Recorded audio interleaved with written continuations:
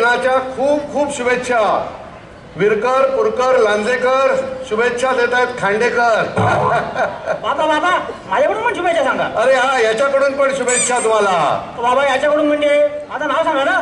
नाही सॉरी, माझा मुलगा शेखर त्याच्याकडून पण शुभेच्छा. हो झालं, जय विजयचं झेंडावंदन झालेलं आहे.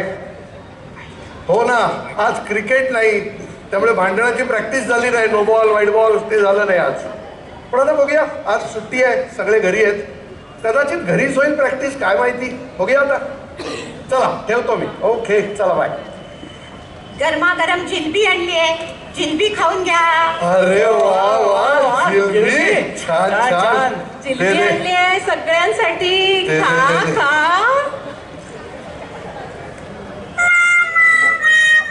बाई, ती जिलबी वाटायला आणली आहे का हिनं लाटायला आणली आहे? मी जिलबी वाटायलाच आणली होती, पण वाटेत अगं वने एकटी काय खाते? चल दे दे दे दे दे हा दे. हा वा वा वा वा वा, जिलबी वा. बाबा जास्त जिलबी नको हा, नाहीतर इन्सुलिन टोचायच्या ऐवजी ग्लासातून प्यावं लागेल. अरे काय नाही रे, आज स्वातंत्र्य दिन आहे, आज मस्त सेलिब्रेट करूया. हा, आमच्या बाबाला ना 15 ऑगस्टला इथं स्फुरण चढतं, स्फुरण. मग काय, हे मात्र खरं म्हणाला शेखर. बाबांनी काल आपल्याला स्वातंत्र्य लढ्याच्या इतक्या छान गोष्टी सांगितल्या ना, मज्जा आली. पण बाबा मला एक गोष्ट कळली नाही. कुठली? तुम्ही काय म्हणालात 15 ऑगस्टला आपल्याला स्वातंत्र्य मिळालं, बरोबर, पण 22 ऑगस्टला मी पारतंत्र्यात गेलो. पुढे तुम्ही असंही म्हणालात माझ्या काळ्या पाण्याची शिक्षा सुरू झाली. ईस्ट इंडिया कंपनीकडून एक तगडा अधिकारी पाठवला, त्यानं घर पाबीज केलं म्हणून. तू ही जिलबी घालून पोट बंद कर. घे घे घे. मला जिलबी नको. मला सांगा 22 ऑगस्टला असं काय झालं की तुम्ही पारतंत्र्यात गेलात? मी सांगते, लग्न झालं आमचं 22 ऑगस्टला आणि तो ईस्ट इंडिया कंपनीकडून आलेला तगडा अधिकारी मीच होते. अगं वाने रडू नकोस, रडू. हे घे, चिडू नकोस तू. तुझे गोडगोड काम असतं, तुला राग जाईल. आता राग जाईल. काळ्या पाण्याची शिक्षा. काळ्या पाण्याची शिक्षा झाली तुम्हाला माझ्यामुळे. अरे बापरे, मला झाली ती शिक्षा तुमच्या या घरात येऊन. अगं वाने, काय काय बडबड करते? जाऊ दे ना. सून घरी आली तरी बायकोशी कसं बोलावं याची अक्कल नाहीये या माणसाला. काय बोलते तू? बाबा आई कशाला भांडते उगा? नको ना भांडायला, आपण आनंदाने राहूया सगळे. तेच म्हणते मी, इतकं हसतं खेळतं घर आहे आपलं, अचानक काय होतं तुम्हाला? असं भांडायला का लागता? अगं तुझ्या जिभेची दर लागते आपल्या कुटुंबाला. काही अक्कल आहे का? एक काम कर, जेव्हा तुला परत काय बोलावं असं वाटेल ना, तेव्हा बोलू नकोस, शांत बस. नमस्कार दादा. अरे नमस्कार करतो. हा, नमस्कार करतो दादा.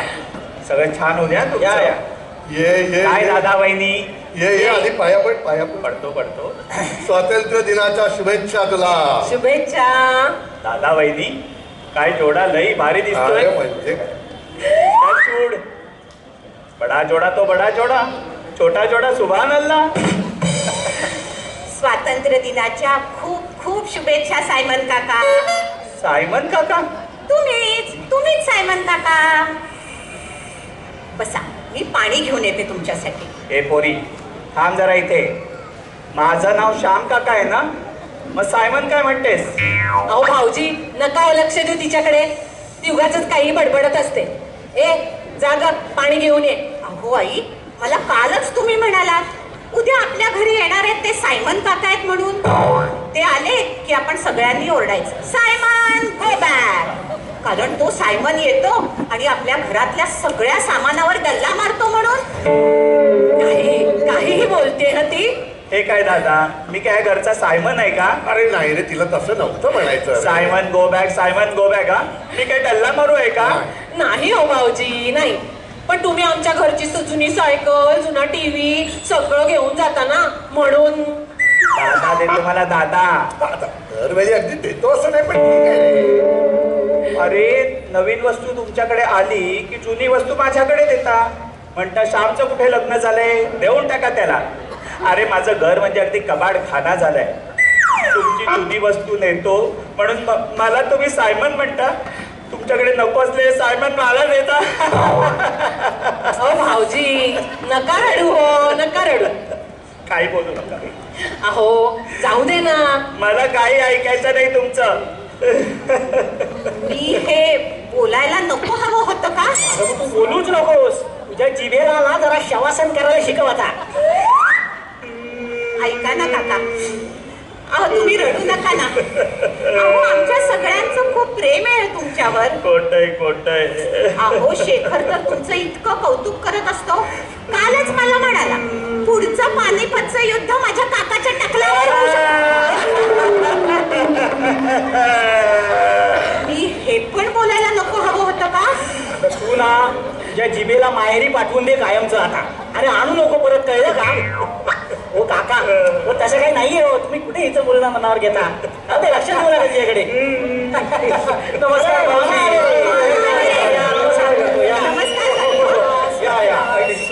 काय गोड मुले आहेत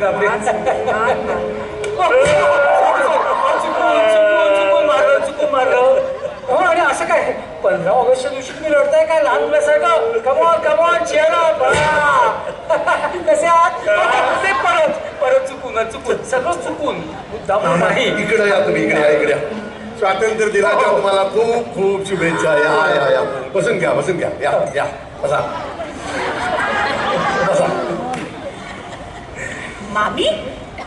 मामी गोमुताई आली.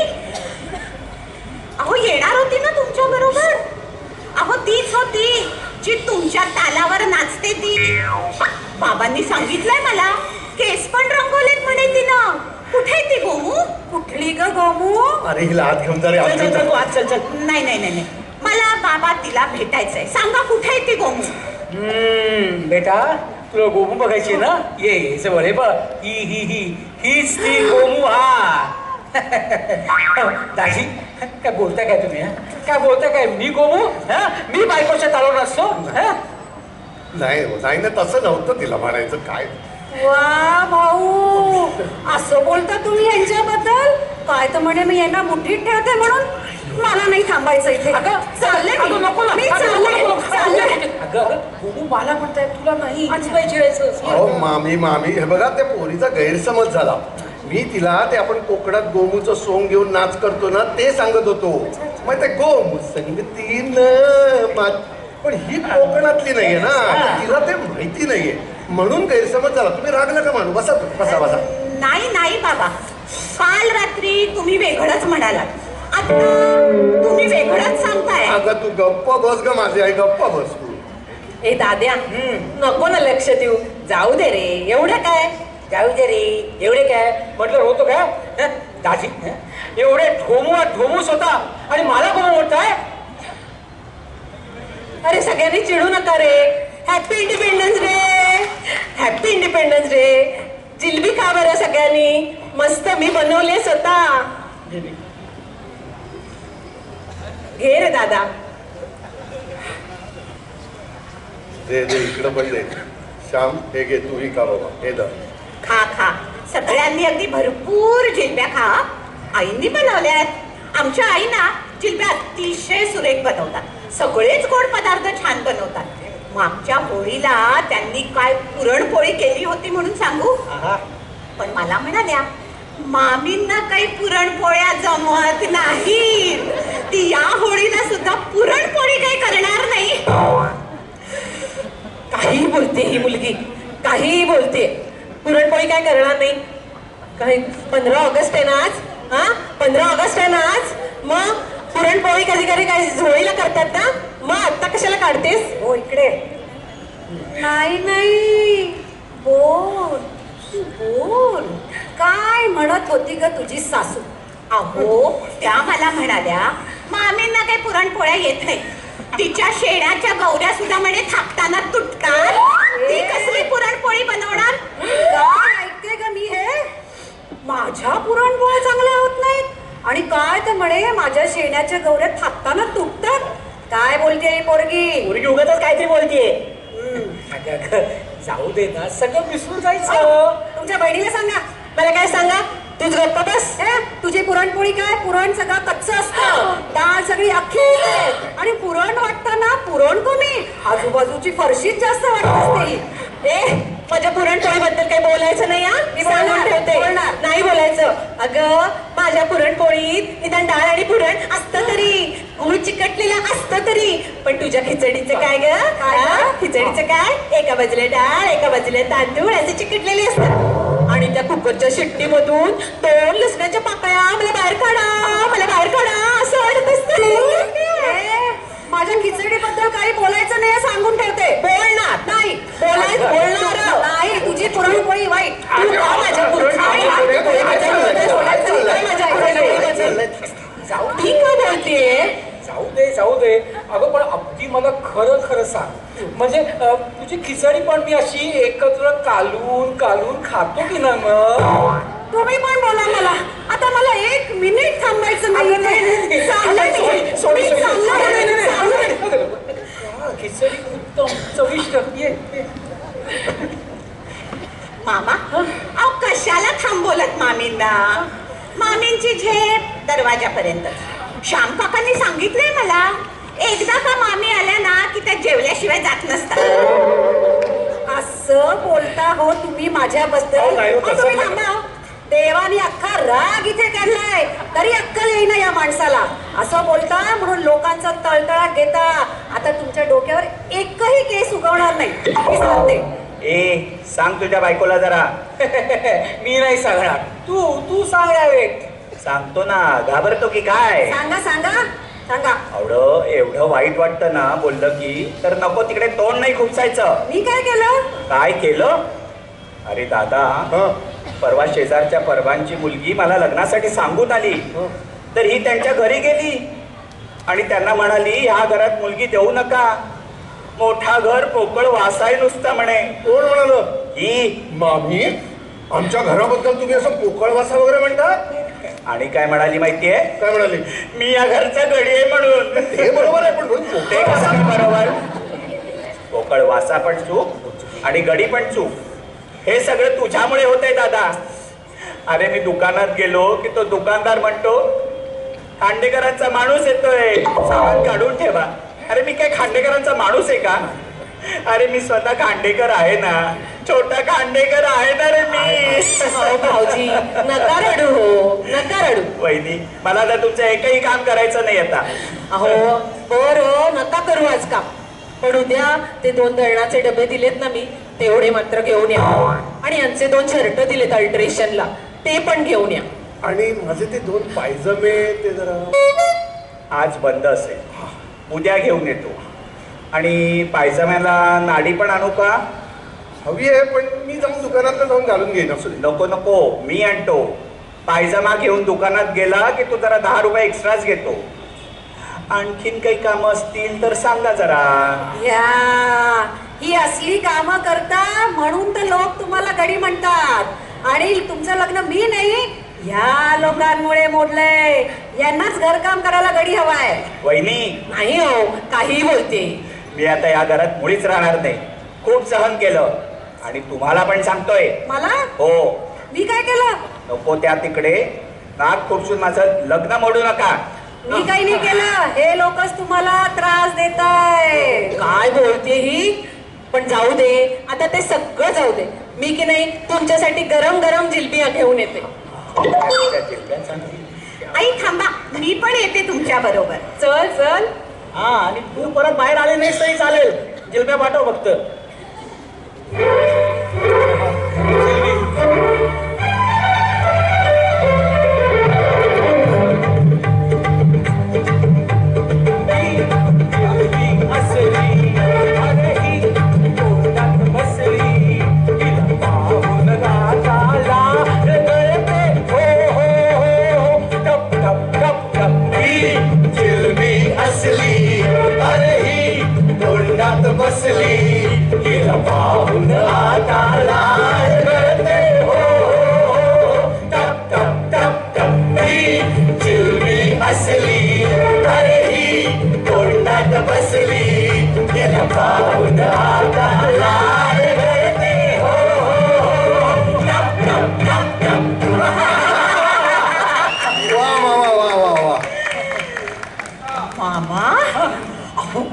छान नाचता हो तुम्ही. भन्नाट नाचतात की नाही? अगं म्हणून तर मी लग्न केलं यांच्याशी. हो. आणि भाऊ कुणाचा आहे? मामा, तुमचा डान्स बघून ना मला एक आमच्या लग्नातला किस्सा आठवला. आठवतोय तुला शेखर? कुठला ग? अरे आपल्या लग्नात पण जिलबी होती ना. हो. आणि मामांना जिलबी खूप आवडते म्हणून बाबांनी त्या केटररला सांगितलं होतं 25 किलो जिलब्या वेगळ्या काढून ठेव, नाहीतर तो 320 किलोचा मेवडा माझ्या छाताडावर बसून डान्स करेल. माझं तर हसू अजून थांबतच नाही. ताजी, ताजी काय बोलताय काय तुम्ही?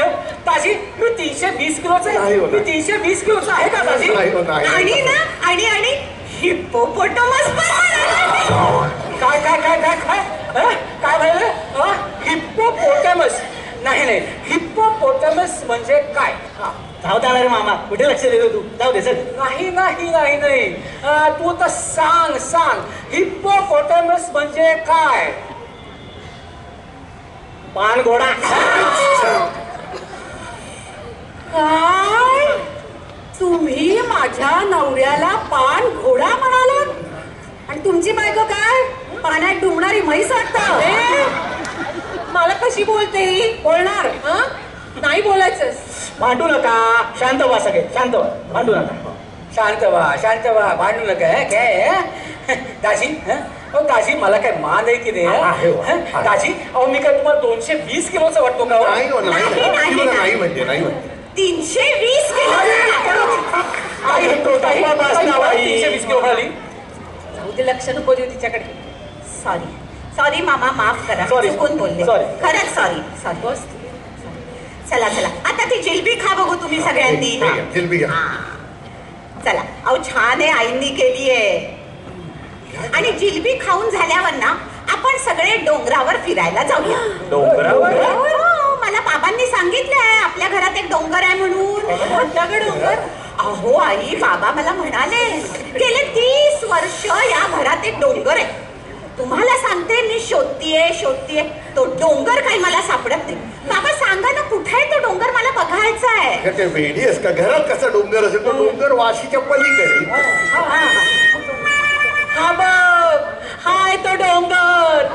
गेली 30 वर्ष हा डोंगर यांच्या घरात राहतोय. तुमच्यासाठी एवढं मरा आणि तुम्ही मला डोंगर म्हणता. रडू नको गं बाई, रडू नको. तू रडते कशाला? मला नाही राहायचं या घरात.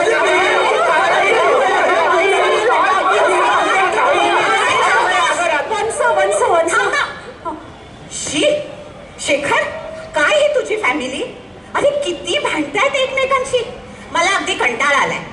माझी आई ना जे म्हणाली होती ते अगदी बरोबर होतं. माझ्यासारखी मितभाषी मुलगी कशी राहील या घरी? आणि तू? इतकं हसतं खेळतं घर आहे आपलं. तुम्ही अशी भांडणं का करता? आणि अशी एकमेकांमध्ये भांडणं का लावताय? काही नाही शेखर, काल तू जे म्हणालास ना ते अगदी खरं होतं. आपण या घरची फाळणी करूया आणि 1 BHK घेऊन दुसरीकडे राहायला जाऊया. ये बाबा, ये.